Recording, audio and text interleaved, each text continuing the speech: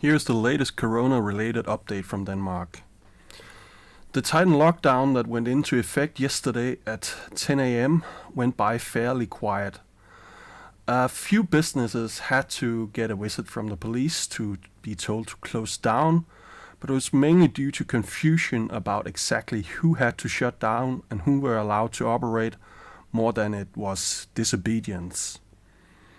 Through much of yesterday and all through the night, Parliament has been negotiating a new financial package in light of the tighter lockdown. It is to compensate a wider array of people and businesses. It was announced earlier today, and here are the main points from the new agreement. There will be salary compensation for freelancers. Previously, they were left out of the first package that was announced earlier this week. Businesses can get fixed costs compensated if they are forced to close due to the current lockdown rules. So that would mainly be rent, but maybe a few other things as well, such as license fees, etc., depending on the business in question.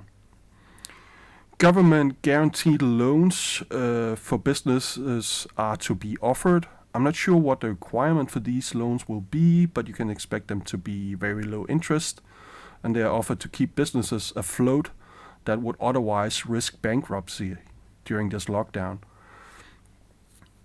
Unemployment benefits will be extended and requirements will be more lenient.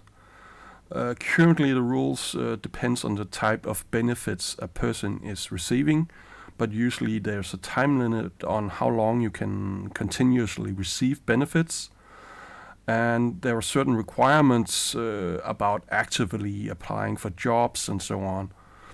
The period will now be extended by 3 months, and the requirements will be a lot more lenient, as it is hard to apply for jobs when many businesses are shut down and you're encouraged to not leave your home. Students will be offered extra student loans. 2 months extra worth of student loans will be offered, as exams this summer might very well be cancelled or postponed. Also, it was announced that at least 1 more week has to go by before we can begin to see the effects of the current lockdown.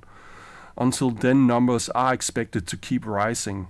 And speaking of which, here are the numbers from the 19th of March 2020. We have 153 hospitalized with corona, and 27 of those are in respirators. The death count currently stands at 6. I'm not including infected people in these numbers anymore, or currently, as widespread testing was stopped not too long ago. However, more testing are expected to resume shortly after the World Health Organization recommended to all countries to keep testing as much as possible in order to track the coronavirus. In other news, the Italian 3D printers I mentioned the other day are threatened in a lawsuit. If you didn't watch it, they reverse engineered and 3D printed replacement valves for some oxygen masks, as some hospitals in Italy were starting to run out of them. Yeah, it was kind of expected to happen that they would get sued, but still the timing is horrible. I haven't been able to figure out which company is behind it, but I do hope Italian law has some sort of force majeure article that will allow the courts to tell that company to fuck off. That is all. Wash your hands and take care.